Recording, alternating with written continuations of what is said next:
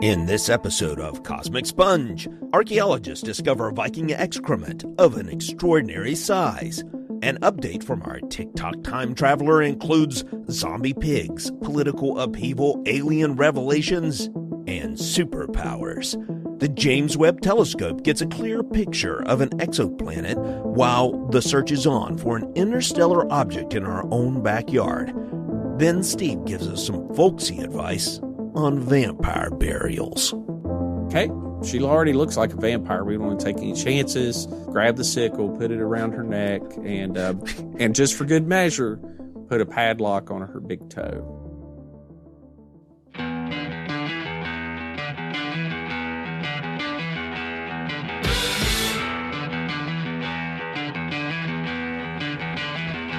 Welcome to Cosmic Sponge, the podcast where we discuss weird wonders in the world. I'm Stephen Hawk. And I'm Jimmy Coe.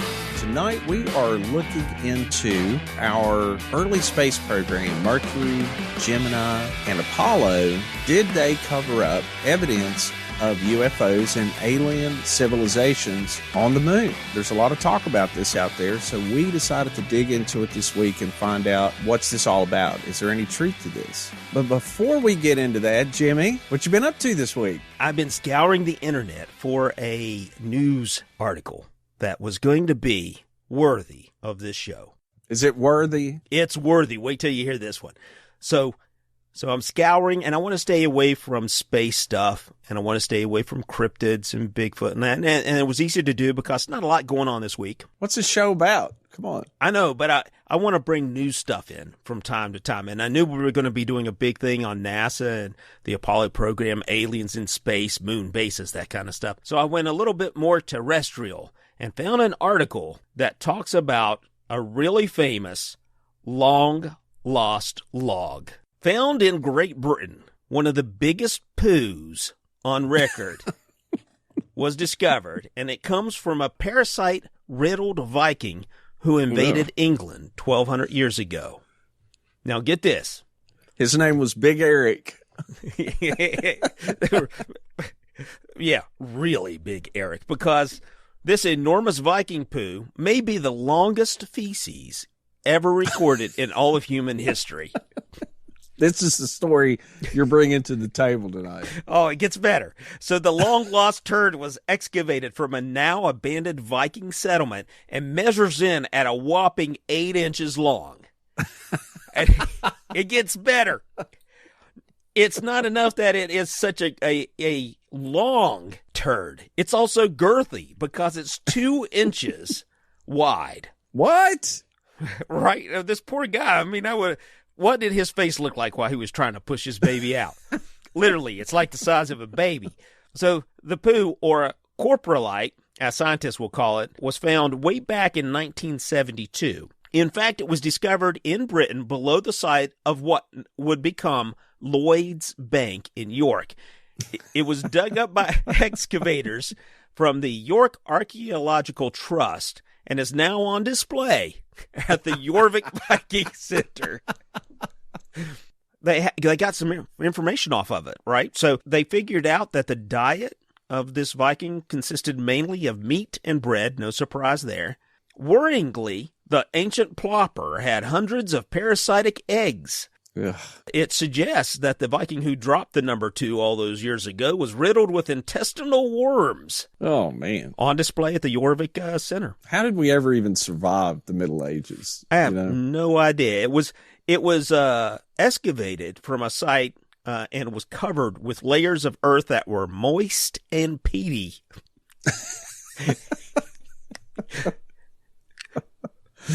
I don't know. I guess you can learn a lot from that crap, huh? That's terrible. Now, it actually broke into 3 pieces after being dropped whilst on exhibition in 2003. It's since been reconstructed to demonstrate its full length and girth for visitors at the Jorvik Viking Center. Is this on display at the Turd Museum or something? Yes.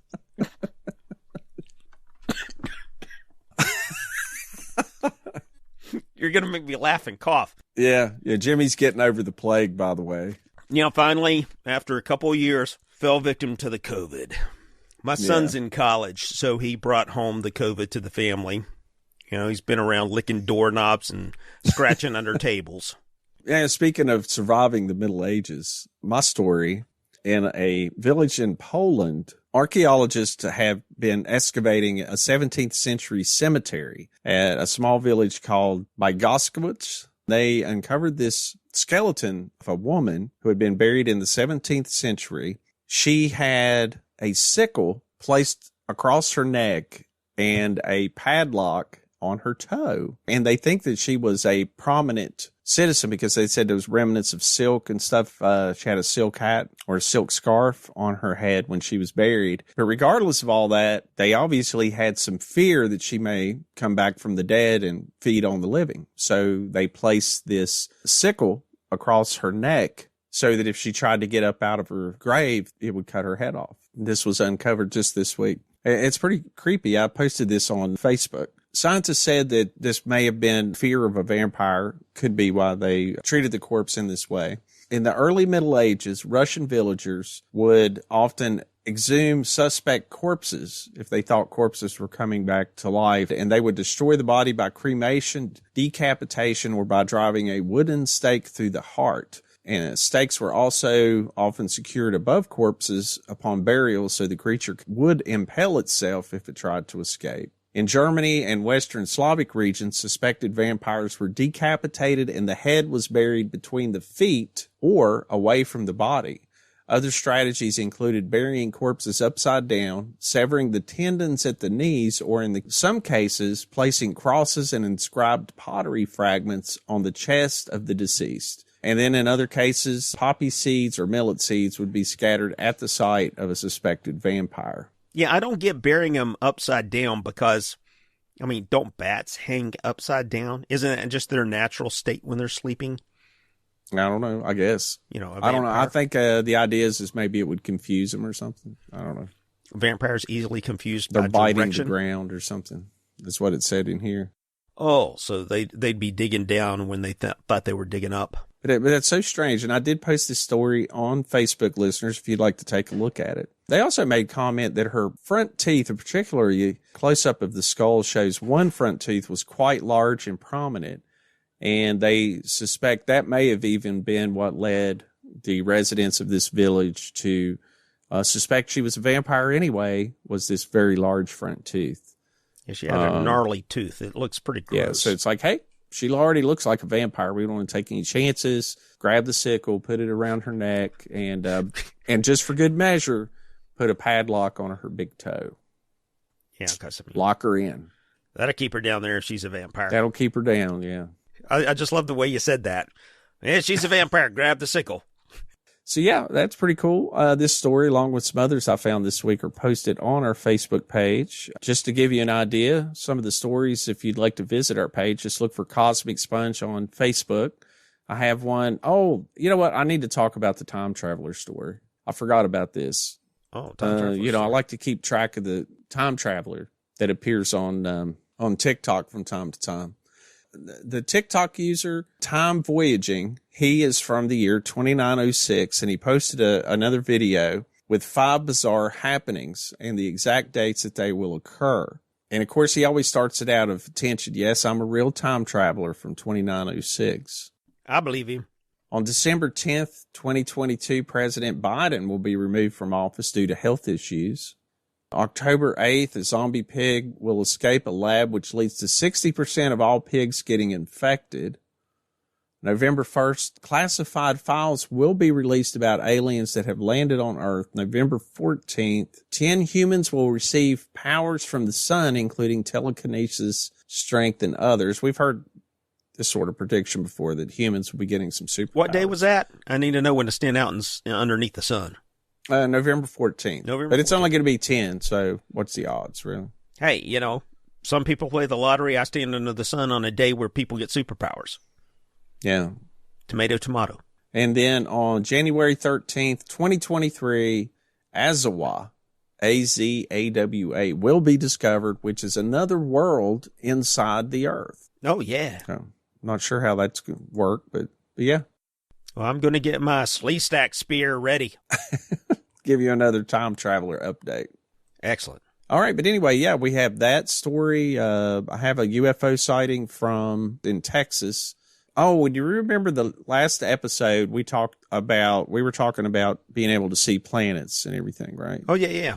And you were talking about the extrasolar planets, where we discussed that we've never actually viewed an extrasolar planet, that it's really some other methods that they use, like the magnitude of the star dimming slightly so they can extrapolate the data and determine that there's a certain size planet moving in front of the sun. And yeah. Well, actually, the new James Webb Space Telescope has indeed taken images of an extrasolar planet.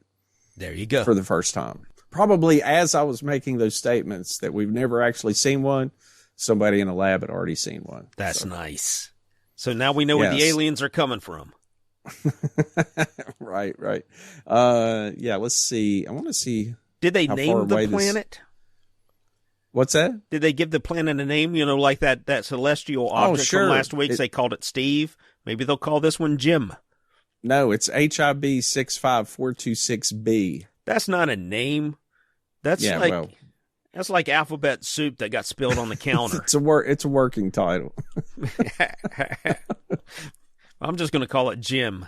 Planet Jim. It's 355 light years from Earth. It's about 6 to 12 times the mass of Jupiter, so it's huge.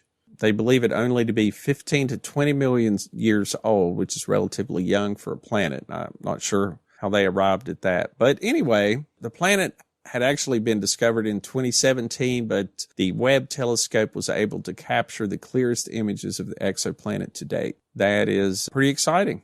Yeah. What else are we going to find out there in the black? Who knows? Especially if the James Webb Space Telescope is pretty amazing. But yeah, so we've got stories like that on there this week, and more to come. Yeah, a lot. I'm running through them for the first time in a while, and you put a lot of good stuff up here. Oh yeah, and Avi Loeb, did you see that one? We've talked about him before, the Harvard astronomer who first proposed that interstellar object, Oumuamua. What's it called? Oumuamua. You can never remember that. I never can remember that. So yeah, he's proposed that a while back. Avi Loeb, he pops up in the news every now and then about alien civilizations and things. Well, there was what they have determined now that in 2014, a small space rock had hit our atmosphere on Earth and broke apart. They've now determined that particular meteor was an interstellar interloper as well. And Avi Loeb is privately funding an expedition to hunt for the pieces of the mysterious object that have sunk to the ocean floor. And just in case, he's not saying that it is an alien artifact or probe or whatever, but he said, hey, you never know till we go look for it. That'd make a good science fiction story. Yeah, so anyway, those are some of the stories on there if you'd like to catch up and read about that, listeners. Jimmy does a lot of work on Instagram, typically making fun of me, but occasionally something else.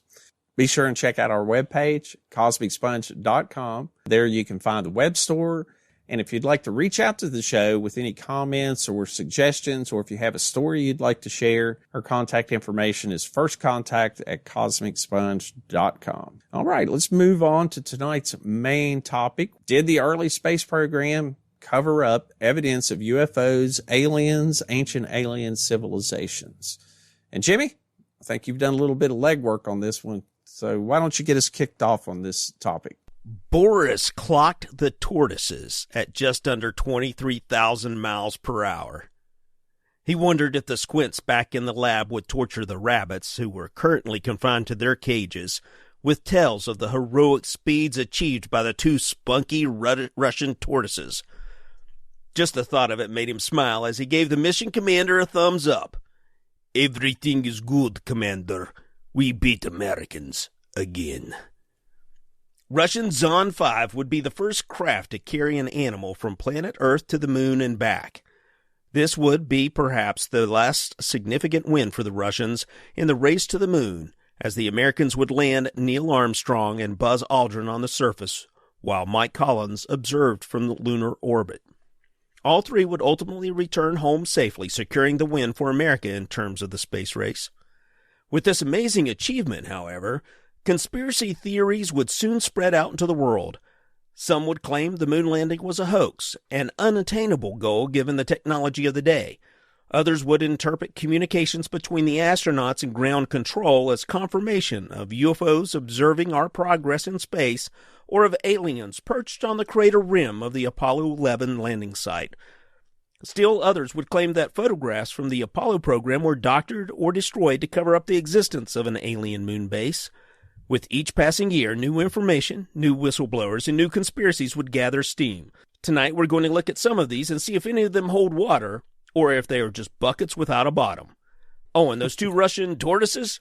They survived a pretty hard re-entry and were hailed as national heroes, if only for a day, because you know they were dissected, studied, and ultimately used as a side dish at a Soviet-era soup kitchen. Steve? Is that real? I never knew that. Yeah, they put the two little turtles in a capsule, sent it up there, zipped it back, had them land. Now, the turtles were supposed to land in Kazakhstan, but there was some problems with the craft, and they ended up splashing down in water, I think, and they were expecting everything in it to be burned up and dead. But the turtles were fine. They made it? They lost a little weight, but other than that, they were happy-go-lucky. So what did they do? They just did an orbit around the moon or something? Yeah, they just went to the moon, orbited around, and came right back. I got you. I think 10,000 miles. How far away is it? It's not 10,000 miles. It's 240,000 miles. 240,000 miles. Yeah. Yeah. But they went up and came back. Yeah, all the Russian crafts they don't do a splashdown like American astronauts. They would use retro rockets and actually land with parachutes and retro rockets, like where their cosmodrome is and all that.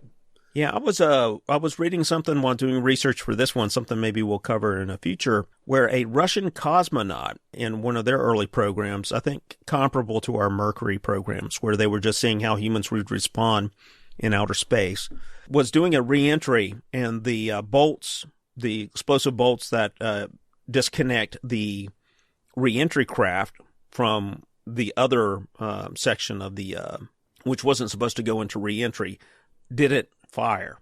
So it started coming in nose first and burning up, and he had less than a minute to live, and the signal went out, but unbeknownst to people on the ground who thought he was dead, at the last minute, it turned around. The thing did jettison or rip off, and he went down and then was able to deploy the parachutes, but the parachutes got tangled up, and he just happened to land in some really deep snow. So he only knocked out his front two teeth, and other than that, he walked away from it. They had quite a few mishaps they didn't release to the public, being, state-controlled media. Mm-hmm. The only thing they would ever publicize, of course, was triumphs. If they had any kind of problems. I know that one of the spacewalks, the cosmonaut barely got back in, like he had problems with his pressure suit. They did have three cosmonauts. They did have three actually die on re-entry. Mm-hmm. But I don't think it was released until after, Cold War was over during the 90s. It's funny, all the Russian people, once they had somewhat free press, started seeing all these disasters like train wrecks or airplane crashes and all this kind of stuff in the media. And a lot of people thought that their country was falling apart because they were seeing these, tragic things happen in the country, but they didn't realize that these things had always happened. It's just the state media never reported them. Yeah, another reason not to have free press.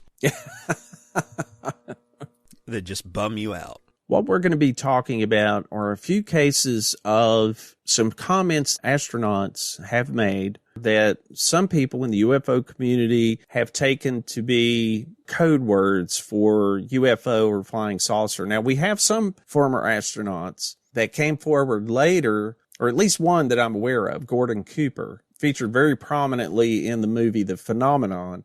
And some of his interviews are in other UFO documentaries. He talks pretty prominently about a UFO encounter he had when he was in the Air Force. There were times that he talked about chasing flying saucers in his F-86 Sabre jet. I don't know that he had any encounters in his space capsule. It seems like he did see something when he was up there I'm not aware of. We also have some cases of some astronauts coming out and saying that they believe that UFOs are being covered up by the government. But what we're specifically talking about here is there's claims that when Buzz Aldrin and Neil Armstrong first landed on the moon, that there's aliens waiting for us when we get there, and that flying saucers followed us all the way to the moon, were there when we set foot on the moon, and that these Apollo astronauts were instructed not to talk about it. And that all of the Apollo astronauts, that if they encountered anything, that there were code words they would use. In other words, NASA was aware of it, that astronauts were aware of it, and there's allegedly all of this information or all of this evidence that UFOs were on the moon.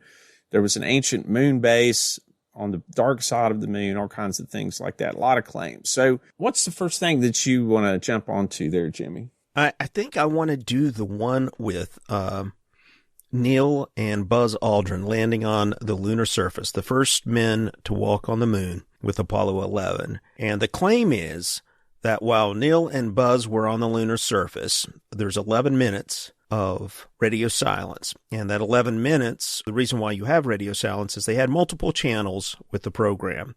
And one of the channels was the medical channel. And Neil, it is claimed, switched over to the medical channel and said, speaking directly with the chief medical officer, saying, "They're here. They're parked on the side of the crater. They're watching us." And the claim that has been made by a lot of people, but one in particular is Ken Johnston. And Johnston's a Boeing engineer, a former fighter jock, test pilot for Grumman Aerospace. He was a Marine and F-4 pilot, as well as a NASA employee working on the Chief Lunar Module test pilot at the Manned Spacecraft Center in Houston. Now, he claims that an Otto Bender, former NASA employee, put this story out originally. So I wanted to track this one down and find out, because I've heard this one claimed on a lot of Sci-Fi Channel documentaries, a lot of History Channel documentaries, and I wanted to just do the detective work, find out where this really came from. So if the claim is it came from Otto Bender, I was like, who is this cat? Never heard of him. Went to go track him down. The claim from there is, NASA says, what's there? Mission Control calling Apollo 11. Apollo 11 responds, "These babies are huge, sir, enormous. Oh my God, you wouldn't believe it. I'm telling you, there are other spacecraft out there, lined up on the far side of the crater edge. They're on the moon, watching us." So, in reality, in Mankind, Child of the Stars, written by Max Flint and Otto Bender, there was a 1.5-page biography of the co-author Bender, and this is the one that Ken Johnston's referring to. The only mention of NASA was this. In 1963 was awarded honorary Master of Science in Astronautical Science by NASA with a teaching certificate. It doesn't look like NASA has ever awarded Master of Science degrees of any type, ever. Maybe some sort of recognition certificate for educational support might be plausible. Bender is said to have been the editor of Space World from 1957 to 1963, but his real notoriety comes as a Marvel Comics guy who also wrote UFO books. Go figure.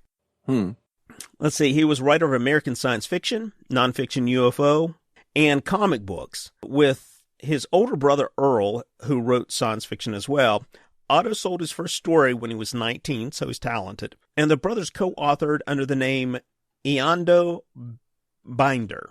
He didn't make much of a living, but invented the robot that inspired Isaac Asimov to write I, Robot, and at age 27 joined another brother, Jack, in the comic book genre, including Captain Marvel, where he prospered. So he also wrote What We Really Know About Flying Saucers, 1967, Flying Saucers Are Watching Us, 1968, Unsolved Mysteries of the Past, 1974, and Mankind, Child of the Stars, 1974. He also edited Space World magazine from 1960 to 1964. So that didn't look all too promising in terms of this claim to be valid. So this is where the origin of the story of them seeing aliens or flying saucers on the moon when they landed, right? Yeah, it seems to be. Now, there are so many other sources that also parrot this information, from the National Enquirer to the Daily Sun, I believe. Dr. Stephen Greer has been also parroting this information, claiming that close friends and very close family members of both Neil Armstrong and Buzz Aldrin have separately told him that indeed there were numerous large UFOs around the crater where the lunar module landed, and that these were seen by both Armstrong and Aldrin. I have also spoken to military officers that have seen the footage of this event, but has never been made public. No, of course. Yeah, which made me move Dr. Stephen Greer, even as if he could get any further into the wackadoodle category. Now, a few people out there like Stephen Greer, okay, but I'm not one of them. Not a fan. Well, now I do want to ask you about this. Now, like you said, there's there's the public channel that we're being, especially this very historic moon landing. I mean, that entire mission was practically broadcast live on television because this was the first one in July of 1969. As you said, the Americans were winning the space race. We beat the Russians to the moon. But now there's a lot of claims that there was a separate radio channel that they would contact Houston on that was not broadcast live, like they had something that they didn't want to share with the public. I believe this to be a real fact, was that Buzz Aldrin did say that he saw something outside the spacecraft while they were en route to the moon before they actually landed, that he saw something, and he chose to broadcast that or to communicate with NASA not on the public channel, but on that private channel. Yes, that's correct. And what they discovered is that they saw something, they didn't know what it was. So, unidentified object in space. That's true. After they determined its location and its appearance, they were fairly sure, and I think they later confirmed, that it was part of the rocket booster that had carried them up into space. And right. There's a section of it where the rocket booster has this sheathing around it, and it's comes off in 4 different panels from that rocket booster as part of the detachment process. And those panels float free in space, and he just happened to be looking at one of those that was floating free. All right, and one of the panels had reflected some sunlight, but he did ask that question on the private channel, and so that's created some controversy in UFO circles, because he didn't broadcast that live by saying, hey, there's an unidentified light out here. Do we have any idea what that is? Regardless of the fact that, yeah, they did pretty much determine that it was one of those rings off the booster stage. Now, and that's something you need to understand, listeners, if you don't understand how our space program works, or like how the moonshot worked. So we have a giant Saturn V rocket, and it has different stages. And the very first stage ignites and pushes the spacecraft up into space above Earth orbit. Then that first stage is complete, right? It's burned all of its fuel. So they jettison that one. And then they hit a second stage that's going to shoot them toward the moon. And then they burn all the fuel out of that one.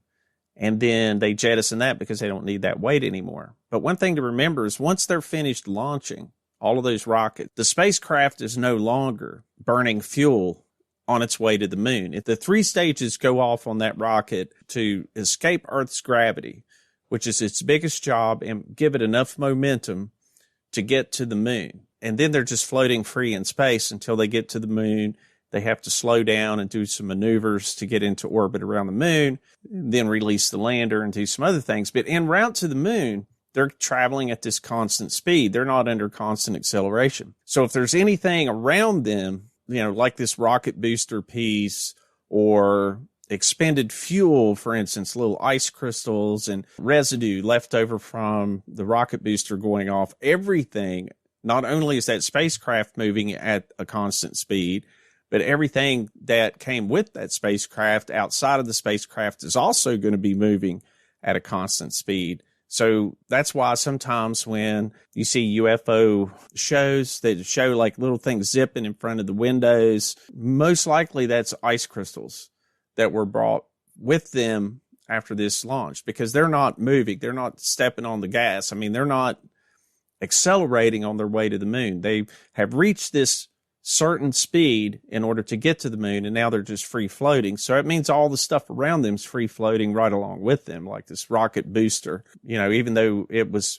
pushed off of the craft because they didn't need it anymore, it's still on the journey toward the moon as well. Yes, I was really curious about where this story came from, because it was either completely made up or maybe there was some basis in reality, specifically to the claim that there are aliens watching them from the rim of the crater. And what I found is that while the two astronauts, Neil Armstrong and Buzz Aldrin, were on the lunar surface, Mike Collins overhead was observing them and was attempting to locate them as he zipped around the moon. And each time he zipped around, he was trying to locate them because the original landing site that they were going for was too rocky. So Neil had taken over the controls manually and navigated to another part of the crater rim and had taken them down there with less than 20 seconds of fuel remaining. So it was a pretty close call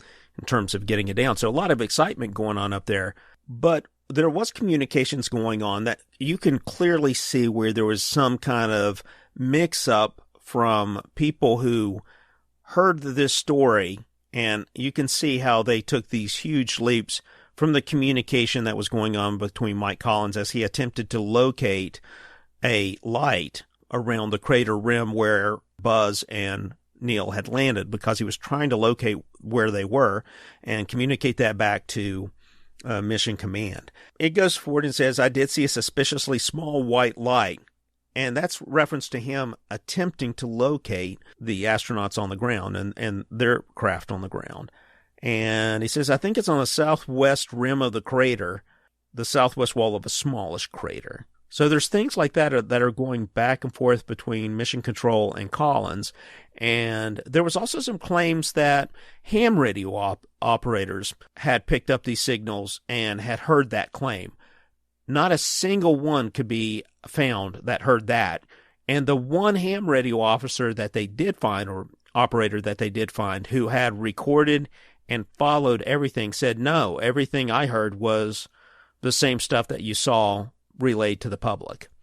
Even though NASA had that public channel that they were broadcasting on television live and on the radio, and then NASA had that private channel where they would have their communication that they didn't necessarily want the public to hear as the mission was communicating back and forth from Houston. But ham operators could intercept all of those. They quickly figured out the frequency. So sometimes when we hear that there was these claims made about aliens being seen or whatever, there'll be claims that there was ham radio operators that had intercepted some of these things. Real quick, back on that sighting, one thing I did want to point out real quickly on the sighting en route to the moon that I wanted to just kind of close out. Buzz Aldrin had made some comments in different interviews, and this rumor went around on a lot of posts on Facebook in 2020, 2021. According to the post, Aldrin had taken a lie detector, which he passed, and all this kind of stuff, about not seeing it. A lot of people in the UFO community had claimed that he's not been telling the truth. Of course, some of these posts were using photographs that weren't even part of Apollo 11, using photographs from Apollo 16. But to make a long story short, some of the quotes from Buzz Aldrin were misquoted, and he came out on the record in interviews later saying, my comments were taken completely out of context.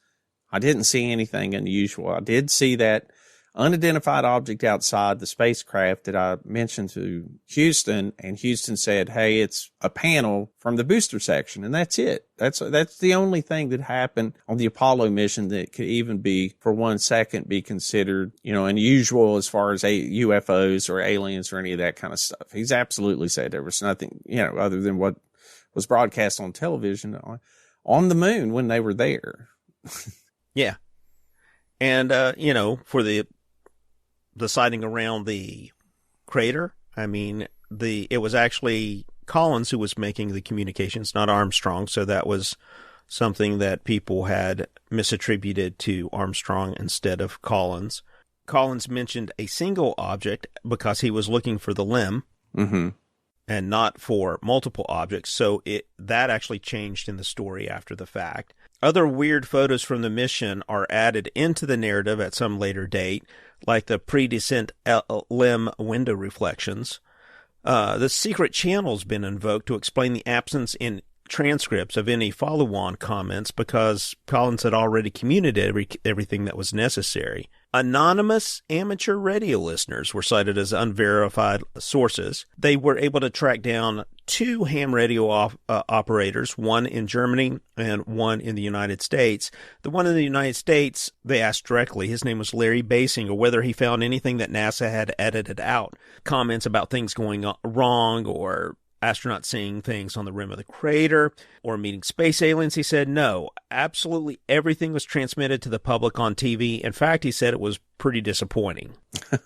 Summary of the white spot identified on the crater rim was the interleaving of 2 parallel conversations from the moon, one from the 2 men walking on the surface and the other from the 3rd man trying to spot the landing site. Descriptions of white objects on a crater's rim and the issue of knowing they were there lent itself to imaginative misinterpretations, and subsequent wild stories and acquisitions sprang from those garbled memories of actual transmissions as well as outright fabrication. So there's really nothing to that one, folks. So if we could, let's put an L in it and let it die. I want to ask you about 2 astronauts, though, that have come forward in later years claiming UFOs, that they had witnessed themselves, or knowledge that the United States government is covering up UFOs. And that's Gordon Cooper from the Mercury program, and then Edgar Mitchell later from Apollo 14. Let's start with Cooper. What was his claim? Well, Cooper, the one claim about Cooper, and this one I actually like. I found Gordon Cooper to be a very forthright kind of guy, at least in his presentation and when he discusses these things. Prior to the Mercury program, he was working as a test pilot, and he was responsible for putting some landing apparatus on some new craft. He had a professional film crew out filming the landings and takeoffs and the installation process just to make sure everything was going to go smoothly and so that they could play it back, review the data, and make adjustments as necessary. While they were doing that, he witnessed a flying saucer come over their site and land very nearby, and he had the camera crew run out and take footage of that landing. He said it was a typical flying saucer object, as you would expect, with 3 retractable landing apparatuses coming out of the bottom, and it landed. They took photograph of it, film footage of it, and then it took off and left at a high rate of speed. He had the camera crew develop the film on base, and while they were doing that, he started contacting military commanders and very quickly got pretty high up in the government, was instructed to take that film footage, put it in a courier pouch that would be forthcoming, have that sent to a place in Washington, to the Pentagon. So he didn't have anything to look at it, in terms of blowing it up and looking on a screen or something, but he did take it and hold it up to the window and look at it and said the film footage looked good and that you could, as a professional film crew. So it was exposed correctly. It looked good. And then he looked at it and then put it in the pouch and shipped it off, and that was the last he ever saw of it. But that seems like an incredibly credible story, at least the way he tells it. I don't get a sense this is the kind of guy who would just make stuff up. Yeah.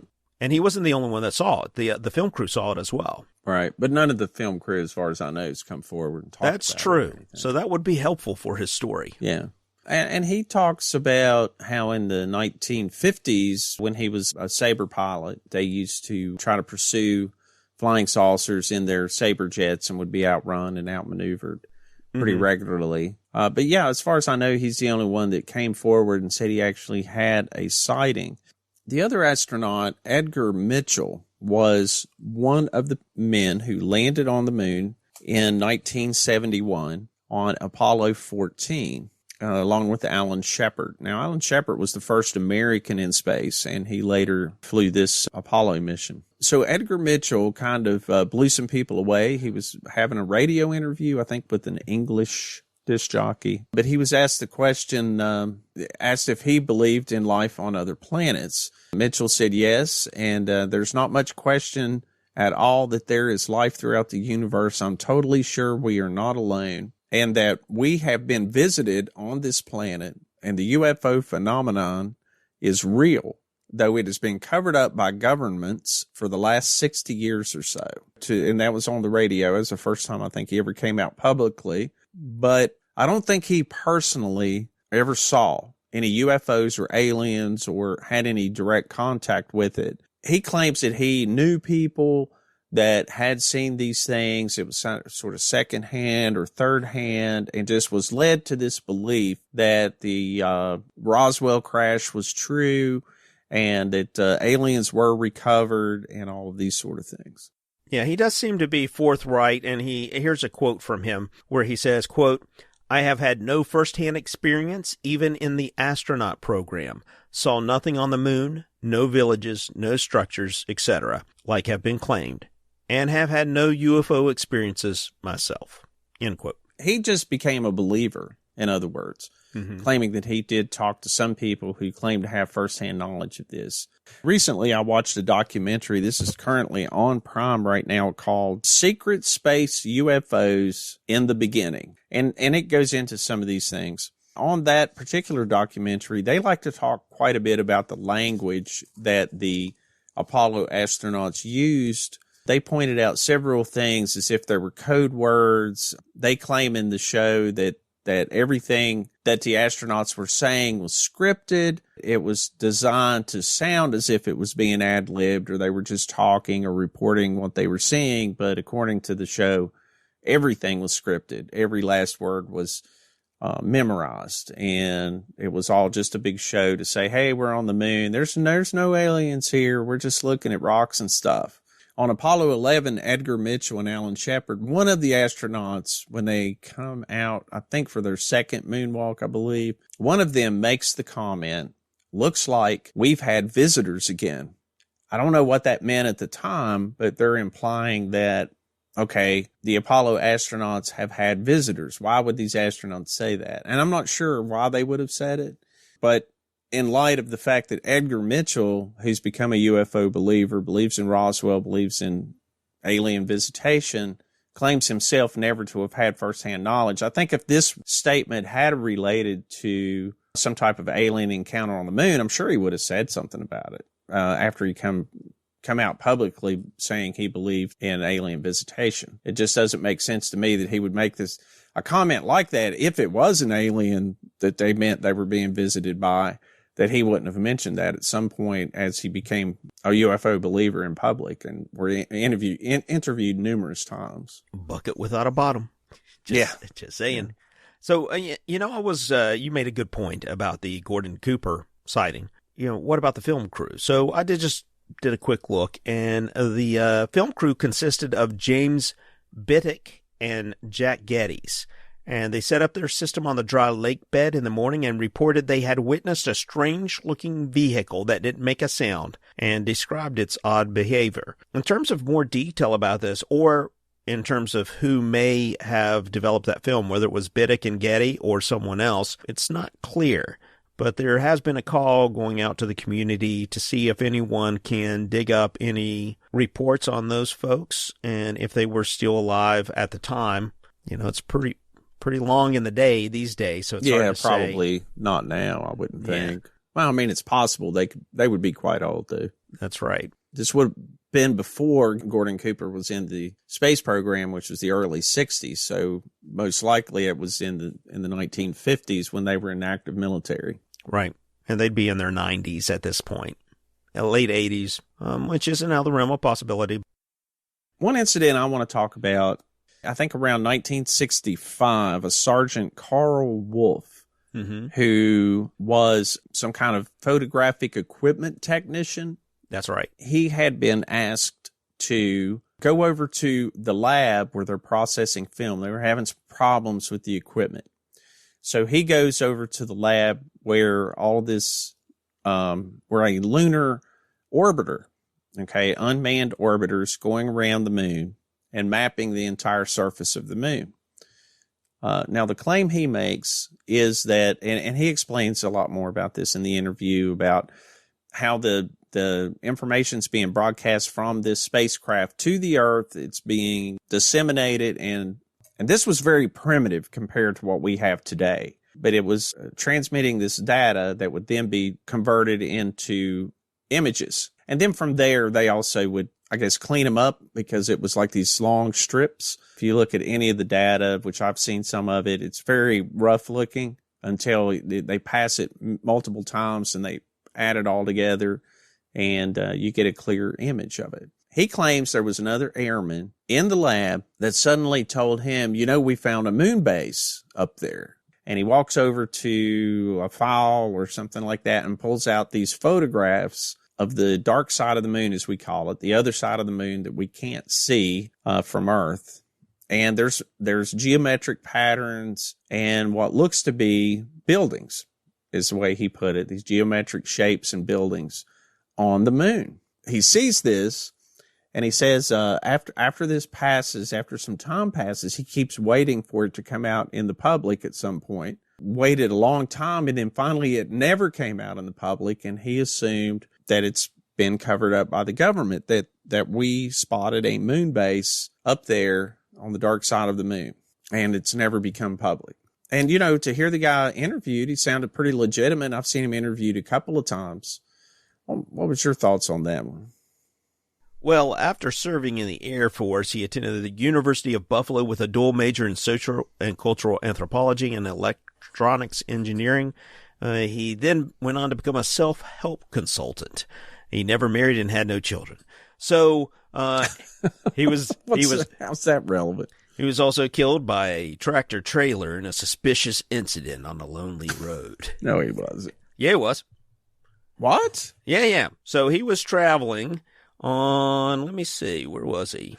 Carl R. Wolf was killed in a crash on October the 10th in Lansing, New York, after he was struck from behind by a tractor trailer traveling southbound on North Triphammer Road near Sharon Drive. He was 74 years old.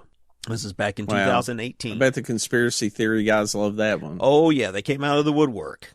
A suspicious tractor trailer He already trampling. told his story, so it's kind of like, what's the point? There was more to tell. That's what you get for talking, Wolf. That's what you get for talking 30 years later. Wolf. Yeah. Anyway, it's kind of sad. It is sad. He seemed like a very forthright kind of person, sort of, Gordon Cooper-ish, but less folksy. You pretty much covered it precisely. And what I would say is this: most likely what they were looking at was artifacts that showed up in the picture that only looked, from those primitive photographs, like they could be geometrical shapes. But I mean, you look at the moon and it's got all kinds of, for like a satellite dish, come on. I mean, the thing's littered with craters that look like satellite dishes. It's the dark side of the moon. So, I mean, lighting conditions weren't great. They didn't have anybody up there. They didn't have a Stanley Kubrick up there going, or maybe they did. Well, here's my thoughts on that. When I first saw this interview, I thought, well, this guy sounds pretty legit, and he may have actually seen something. It could be some people in the photographic department there. What that airman was telling him was true. Maybe they're like, is this a city? Are these ancient structures on the moon? Because it made me think of the face on Mars, right? Oh, yeah. Well, it gives this illusion that you're looking at a face. Right. On Mars. And I remember when they said when the photographic analysts first saw that, they were like, oh my God, here's a face, a human face on the surface of Mars. That was from the Viking spacecraft, 1976. But when we finally got another Mars observer up there and took photographs, much more detailed, highly detailed photographs of that same area, it doesn't look like a face on Mars at all. It looks like a mesa, like a rock formation, right? Mm-hmm. So it could be likely, and it's probably very likely, and I've seen a few pictures, right, where other people have posted online, like, hey, this is a city, here's a radar dish, here's a building, here's a pyramid on the moon.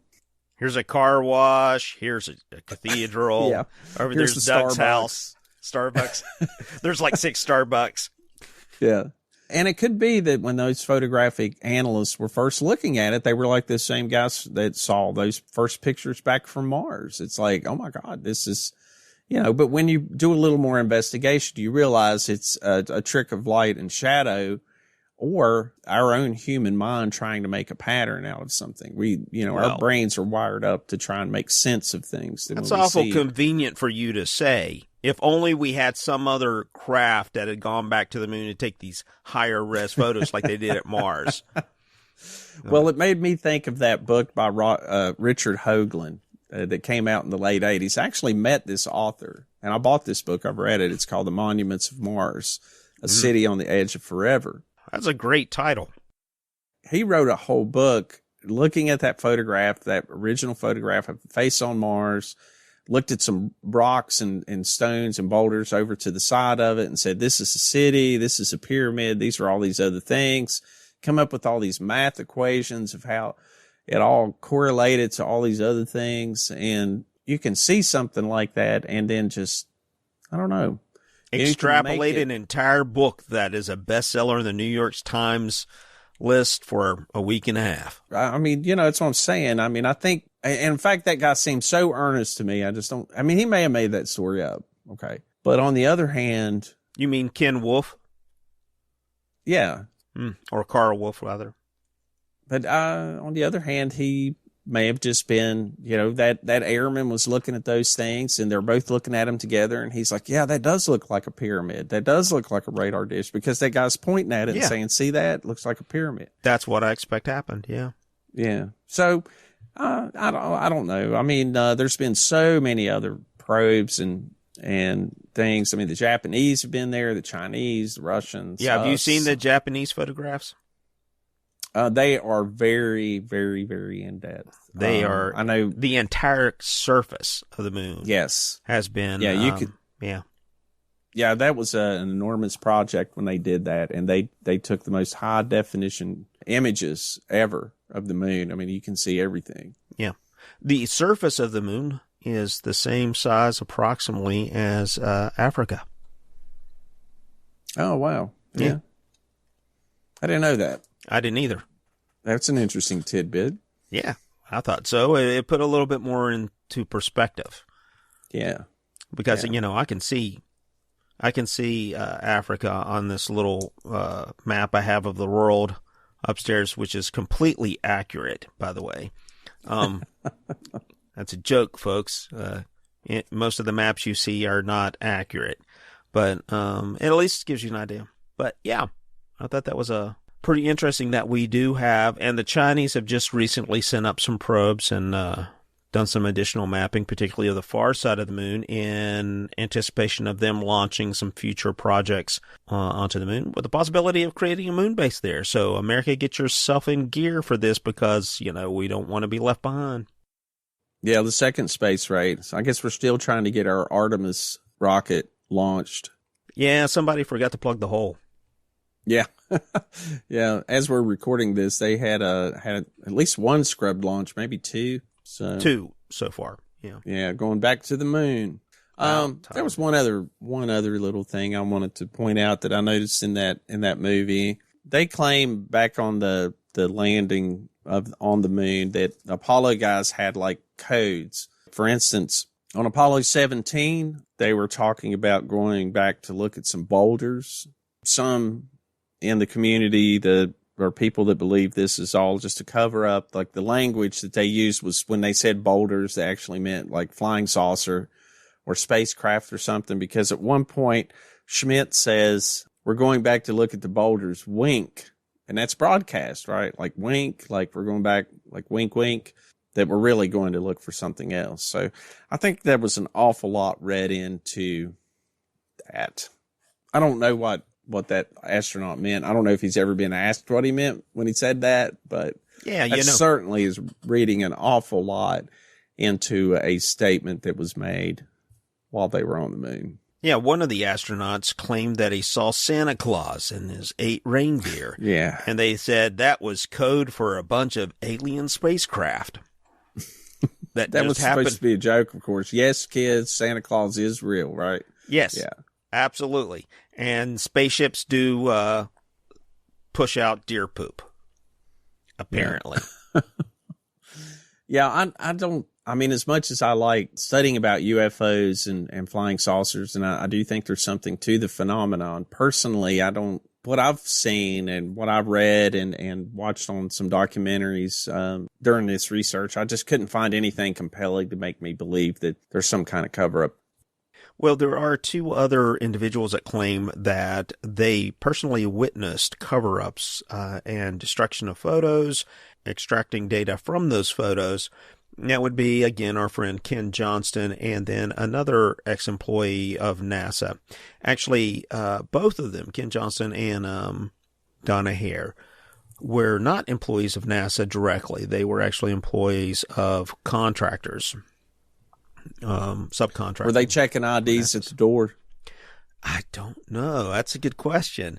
But just a little background on Ken. I mean, he's an interesting character for sure. He tried to get into the Apollo program, and they wouldn't take anybody down because he had inadequate academic qualifications. So the ideal astronaut was no longer a jet jock, but a highly educated person with useful skills. So accordingly, Johnston obtained a PhD in metaphysics from the Reformed Baptist Theological Seminary in Denver, Colorado. Metaphysics. After which he started using the title Dr. Johnston. So, I mean, he's got some good credentials here.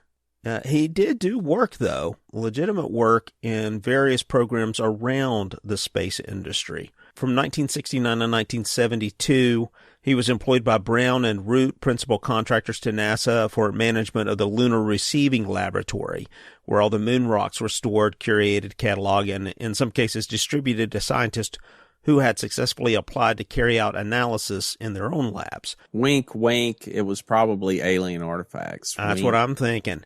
An important part of Johnston's duty was to package and ship lunar samples to science labs, together with photographs documenting their exact location and orientation. So it is in this capacity that he had witnessed people taking information out of the photographs.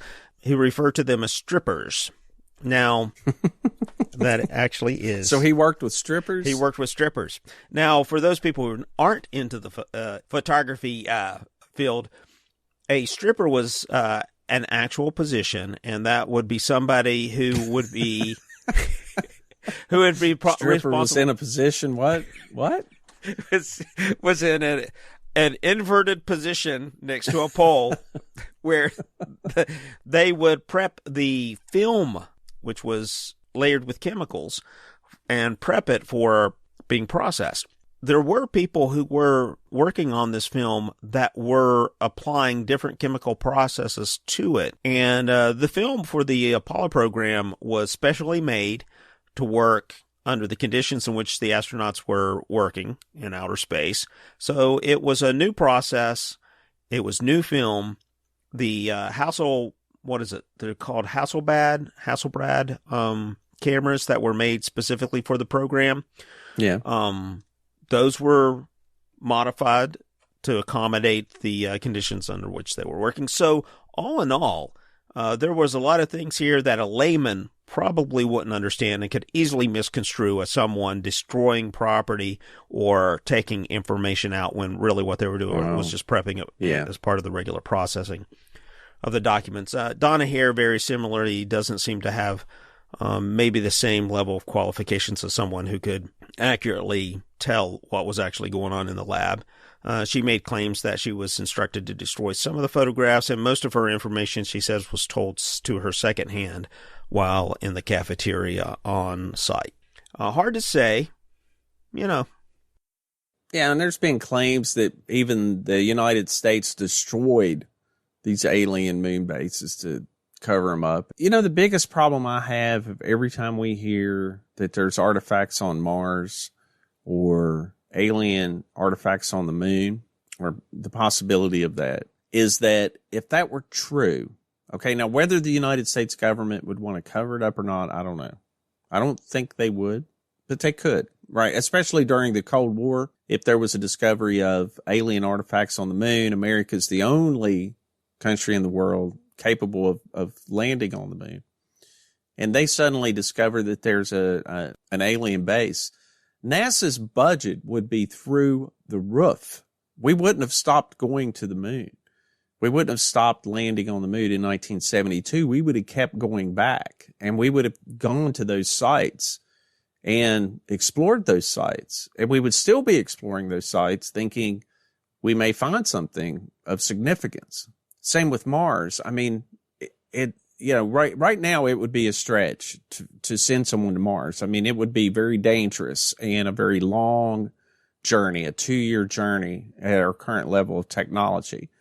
But if they really believed something was on Mars, alien artifacts or an ancient civilization, anything like that, we would be there. We would already have landed on Mars. We'd have landed on Mars 20 years ago, as soon as we could have technologically pulled it off. And of course, there's people that say, oh, well, we do. We have this secret space program. You know, we're already going there, but nobody knows about it. Well, you can't hide the launch of a heavy lift rocket that would be required to send someone to the moon. That's a Saturn V sized rocket, or like an Artemis sized rocket that we're launching right now. Somebody would notice. I don't know. No, I mean, if you hired David Copperfield and you made some really big mirrors, you could hide it.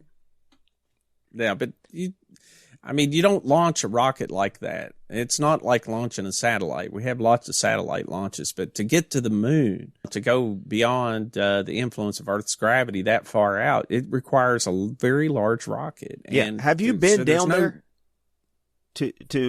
No, I haven't seen it personally. No. So you can go down there, and they take you on this bus tour if you want, and they show you the machines that they use to haul those rockets. Oh, I know exactly what you're talking about. That giant crawler. But when you're beside it in this bus, it's like being a Jawa next to one of those the big things that they have, those big rover things.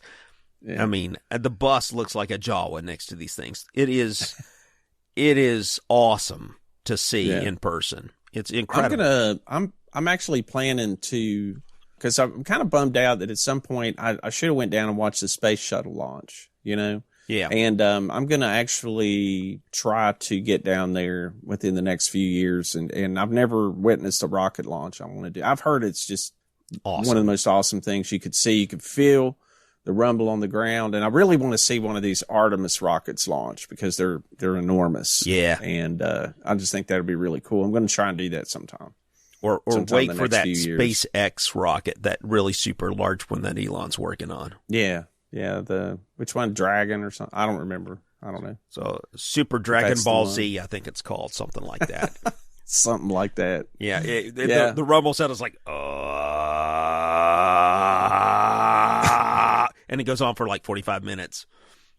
And then someone comes on and says, power level 1 billion. Right. All right, man. Well, I don't know that I have anything else to add on this one. Nope.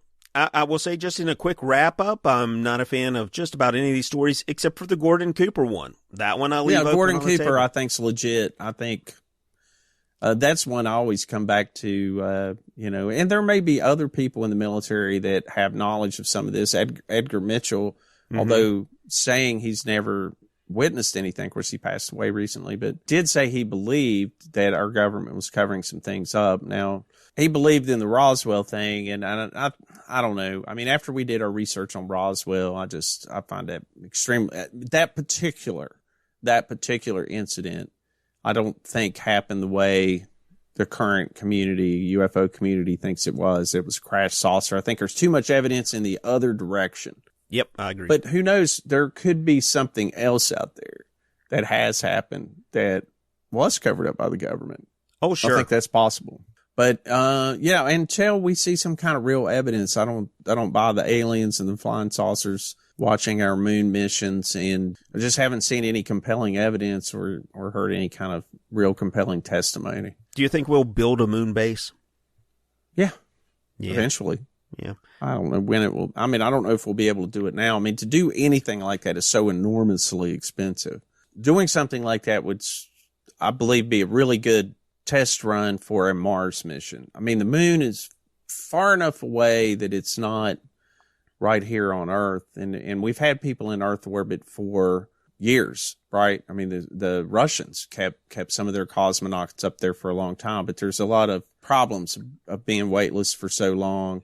And the worst thing is that our astronauts are all exposed to cosmic rays when they're in space, and cosmic rays and all this radiation that our atmosphere protects us from. They're exposed to all of that, and it can cause cancer. I mean, there's been some astronauts that have died of cancer relatively young, just, and I know all the astronauts out there right now in training would be like, I don't care.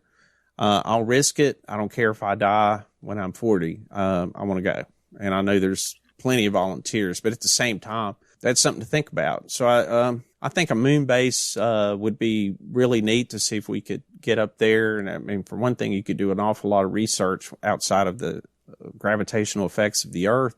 Who knows what we would learn, and we would learn how to live in space, really live in space on a foreign body. So it'd be a good preparation before we step outside of our own, outside of Earth and the moon, to go to Mars or somewhere else. And it'd be so easy because right now, a Happy Meal or a Big Mac meal or something like that, we're talking about $10. I mean, it's pretty expensive right now, right?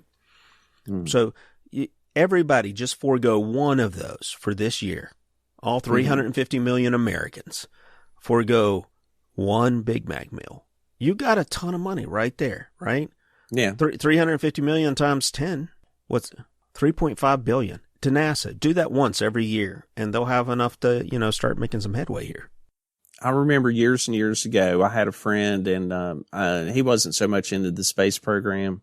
He was a few years older than me. And, of course, I've always loved the space program, space exploration. I mean, since I was a little kid, I was like 5 years old when man landed on the moon. So I was a little kid during all the Apollo stuff, and just have always loved, especially the robotic probes like Voyager. Mm-hmm. And anyway, it was during the time they were sending images, I believe, back of Saturn, because, the Voyager 2 spacecraft did this grand tour. It was able to hit, Jupiter, Uranus, Saturn, and Neptune. And I remember somebody from NASA said, you know what, in order to have this cost every American about a 6-pack of beer. It's an enormously expensive project. And, my buddy was like, I'd rather have the 6-pack of beer. So there's always going to be that. Yeah, I guess. Just don't care. Yeah. So those Big Macs are pretty tasty, I guess. Yeah, I mean, that's it. $5 or $6. They'd rather have it's not like the government's going to give you $5 or $6 if they don't do a space probe, but whatever. Yeah. I just, I know it's expensive, but they started that when the space program began. Have you ever noticed that every time they talk about any space program, the media always says the $1.2 billion space telescope, the $500 million Mars probe. They always put a price tag on every single thing that NASA launches. They always put a price tag. I mean, that's something they always do. The $350 Navy condom. They don't tell you about those, right? But what I mean is they always make a point to say, I guess it started back in the Apollo missions whenever Apollo was extremely expensive. I mean, for one thing, we blazed through that program. I mean, we started, in the early to mid 60s, and then we've got somebody on the moon, and those landings went just within a few months of each other, not years. Right. I mean, they were all like back to back to back. I mean, they did not waste any time. I mean, if something was successful, they went on to the next thing. If something worked, they went on to the next thing. They spent a lot of money, billions and billions of dollars. So I guess that's whenever the media began just throwing that price tag out there every time. Yeah. That something happened, or especially if one crashes or is unsuccessful, they love throwing that price tag out there if something crashes or they lose contact with it or something. But lately they've had a very good record, the past several years, you know? I mean, a really good record. We've had rovers on Mars now since the 90s. I mean, they're lasting much longer than they expect them to. Yeah, they're powered by the Energizer Bunny. Yeah, and sending back all kinds of data. Yeah, So, but people would rather have their clown hamburgers. So yeah. I mean, that's true. But like I said, the government's not going to send you a hamburger or a 6-pack of beer. It's just they'll spend it on something else. That's why I think, the citizens should all come together, put it in a big bucket and hand it to NASA. Or Elon Musk. I would rather give it to Musk. I don't know. I mean, I know our military needs to be strong and it keeps us safe, but at the same time, I guess I'd rather spend a little less money in the military spending, and we spend more than do a little bit more with, things to further mankind instead of build more. Yeah. I just saw this the other day. Weapons. We spend more than like the next 14 countries, combined. So more than China, and that includes Russia and China too. China, Russia, France, Great Britain, Germany, Japan. Just name all. Yeah, the countries. We have a massive, massive military compared to most countries. Yeah. So anyway, that's neither here nor there, nor the purpose of this podcast. Exactly right. Unless there are aliens inside of our military, and we'll want to know about that. It costs a lot of money to cover up all that evidence of UFOs. Darn tootin' it does. Yeah. All right. Well, anything else you needed to add tonight, Jimmy? Nope. I think we covered this one pretty good. I'm looking forward to next week's episode. All right. Well, before we get out of here, I'd like to remind everyone to please rate and review the podcast. It helps other people find the show. And we've noticed some nice growth. I've talked about this a lot, but we have noticed nice growth over the past few months. We've been doing this about a year and a half now. But don't forget to reach out to a friend or a colleague or coworker. Say, hey, check out this Cosmic Sponge thing. It's a pretty fun podcast. Check out our webpage, cosmicsponge.com. Our contact information is firstcontact@cosmicsponge.com. Look for us on Facebook and Instagram. So with all that out of the way, this is Stephen Hawk signing out, and we'll see you next week. And Jimmy Coe, keep your eyes to the skies and your feet on the ground. Catch you next week. Hey, man, you know what we forgot to mention? What? We're going to be down at Mothman. Oh, my God. Yeah, we need to do that. Well, I figured we do it now while we're wrapping up. Oh, yeah. Don't forget, we are going to be at Mothman next weekend. When this comes out, the very following weekend, we will be in Mothman Saturday and Sunday. Jimmy, I think we're going up Friday night, right? We're going up Friday night. Saturday, I'll be walking around in my Cosmic Sponge t-shirt and handing out stickers. You don't have a t-shirt? No, I gave them all away. Good man. Well, I'll make sure you get another one. I don't think it'll reach you in time, though. Usually the turnaround time. You can give it to me when I'm there. If it gets here in time, sure. Oh, you just meant order them. Nah, I don't order them. Oh, okay. So, fair enough. They're awesome shirts, though. Yeah, we've been selling a few out of the shop. Thank you to everyone that's purchased one. Yep. Or two. Yeah, I had a couple go out last week. So, also we'll be handing out stickers and some cards, just to promote the show a little bit. Hope to see everyone there. And, should be a good time down Point Pleasant. All right.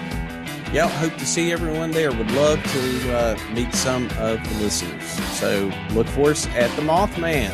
Yeah, and if you're wearing a Mothman costume, stay away from me. You creep me out a little bit. I don't like those wings. Things with wings freak me out.